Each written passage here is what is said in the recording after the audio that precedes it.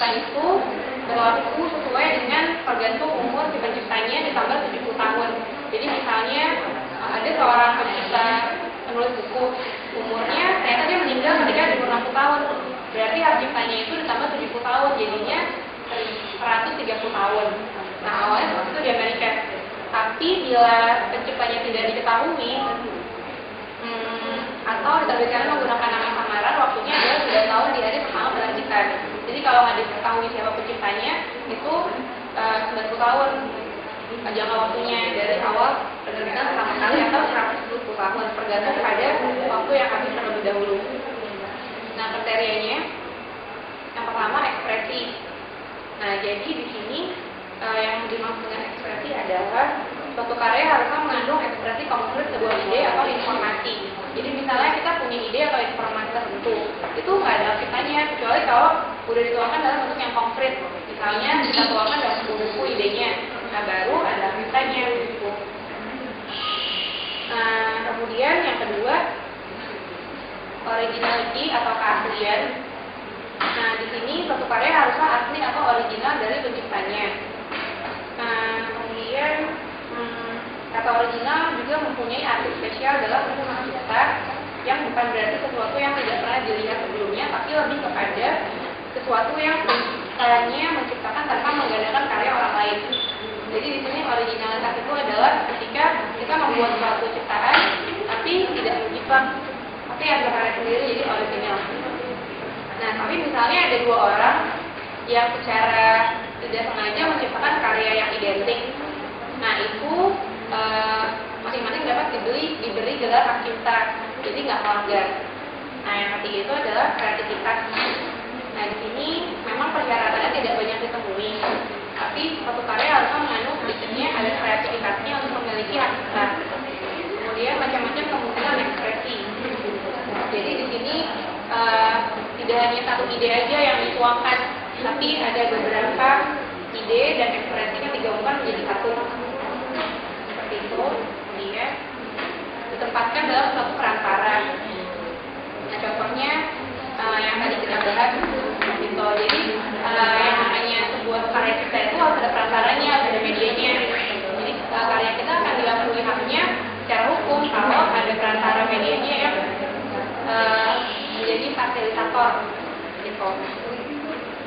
Kuantitas yang tidak sama. Nah, di sini dilihat juga dari jumlah kuantitas karya ciptanya itu. Gitu. Misalnya kita punya slogan yang cuma 2 kalimat, mungkin itu dipertimbangkan hak ciptanya itu berlaku atau enggak, soalnya itu cuma sedikit, walaupun itu adalah ide yang dituangkan dalam satu media. Tuh. Nah, kemudian tidak hanya semata-mata fungsional. Jadi satu karya tidak hanya fungsionalnya aja. Misalnya kita membuat mesin yang bisa berfungsi untuk mencetak. Nah, mesin itu kan otomatis punya yang namanya hak cipta. Nah, tapi tidak termasuk pada fungsinya aja. Di sini hak paten itu juga dilihat dari ekspresivitasnya dan kreativitasnya dan originalitasnya gitu. Jadi bukan cuma fungsinya aja. Nah, yang kedelapan hasil karya pemerintah US. Nah, karena di sini bukunya lebih banyak membahas tentang Amerika, jadi di sini bila pemerintah Amerika Serikat menciptakan satu karya, itu dianggap bebas, dan di sini bisa digunakan oleh semua orang dan tidak dilindungi oleh hak cipta karena menjadi bisa digunakan untuk konsumsi publik secara langsung. Nah, kemudian hak cipta bersifat otomatis. Nah, jadi misalnya kita mempunyai satu karya yang kita tuangkan dalam suatu perantara, ada konkretnya, nah secara otomatis itu kita memiliki hak cipta. Gitu. Kita nggak perlu daftar untuk bikin hak cipta sendiri. Gitu. Misalnya kita bikin novel, ya otomatis itu kita punya hak cipta sendiri tanpa harus kita daftar. Nah, kecuali sebelum tahun 1970-an, mereka itu sebelumnya harus registrasi dulu. Nah, kemudian registrasi tidak penting bagi karya yang tidak dipublikasikan, kecuali punya keinginan untuk mendapatkan hak cipta federal daripada bergantung pada hak cipta negara yang dinamakan common law. Namun sekali suatu karya telah diterbitkan, registrasi sangat penting untuk menjaga hak cipta. Jadi kalau misalnya kita semua punya KTP deh, misalnya KTP itu kan harus terpanjang. Kalau misalnya dari 5 tahun nggak akan berlaku lagi kan untuk 6 tahun kebelakangnya. Nah sama aja. Jadi kalau misalnya kita buku misalnya itu jangka waktunya itu awalnya adalah 28 tahun yang dibikin menjadi 2. Jadi tahun ke-18 itu kita harus sudah memperpanjang aktivitas kita. Kalau misalnya tahun ke-18 itu nggak diperpanjang aktivitasnya, ya otomatis itu menjadi milik umum gitu. Nah kemudian siapakah pemilik hak cipta? Hak cipta merupakan kepunyaan yang pertama, contohnya kepada pencipta atau pencipta bersama dari suatu karya cipta.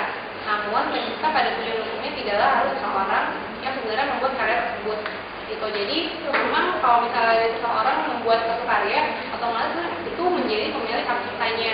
Tapi misalnya ada perusahaan nih, perusahaan itu membuat produk gitu, otomatis ya nggak cuma satu orangnya aja yang punya hak cipta, tapi satu perusahaan itu gitu. Nah selanjutnya akan dilanjutkan oleh Aca.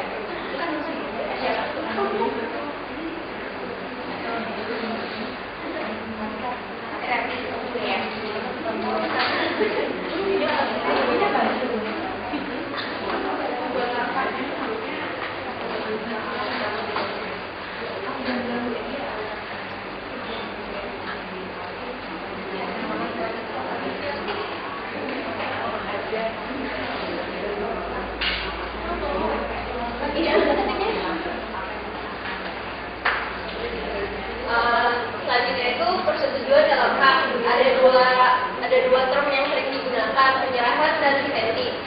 Penyerahan adalah istilah yang paling banyak digunakan oleh para ahli hukum untuk menjelaskan transaksi di mana pemilik hak cipta mentransfer semua atau sebagian besar dari hak cipta. Lalu selanjutnya lisensi adalah istilah yang dulu digunakan saat pemilik hak cipta mengabulkan satu atau lebih hak cipta.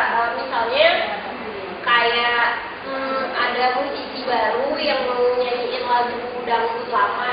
Lagu dangdutnya itu punyanya siapa? Misalnya Elvis Presley. Nah dia itu ciptaan Elvis Presley.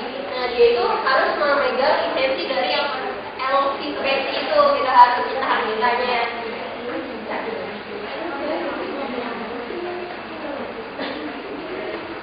Nah, ketika kita mematenkan suatu hak, misalnya kita punya satu temuan baru di bidang teknologi, nah kita tuh mau mematenkan hal itu.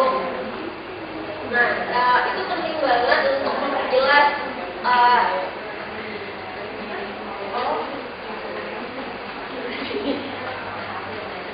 kita penting menjadi sesuatu yang penting untuk kita memperjelas sebenarnya itu hak apa aja yang kita patenkan dan untuk berapa lama, untuk seumur hidup atau 5 tahun, 10 tahun. Terus dalam persetujuan hak elektronik, maksudnya untuk contoh ambilin contoh penerbitan elektronik, itu hal ini termasuk memperjelas apakah teknologi tertentu termasuk atau apakah lisensi ini berlaku untuk semua barang elektronik dan media digital yang ada sekarang atau yang akan muncul di masa datang, atau semua media dan semua hal yang terkait dengannya. Nanti ada satu contoh kasus di Amerika yang menjelaskan hal ini. Juga transfer atau pengalihan.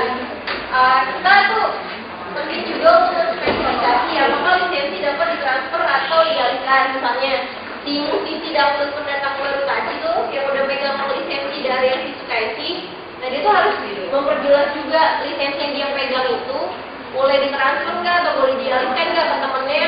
Misalnya penyanyi rock dangdut mau dirokin, itu harus diperjelas lisensi itu bisa ditransfer atau dialihkan atau tidak. Nah itu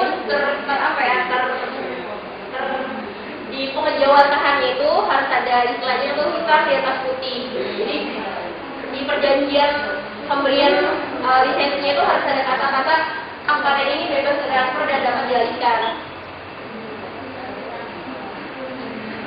Terus ini ada satu contoh kasus di Amerika, namanya kasus Kasini. Jadi dalam kasus ini beberapa penulis freelance menuntut beberapa penerbit periodik atas artikel yang mereka publikasi.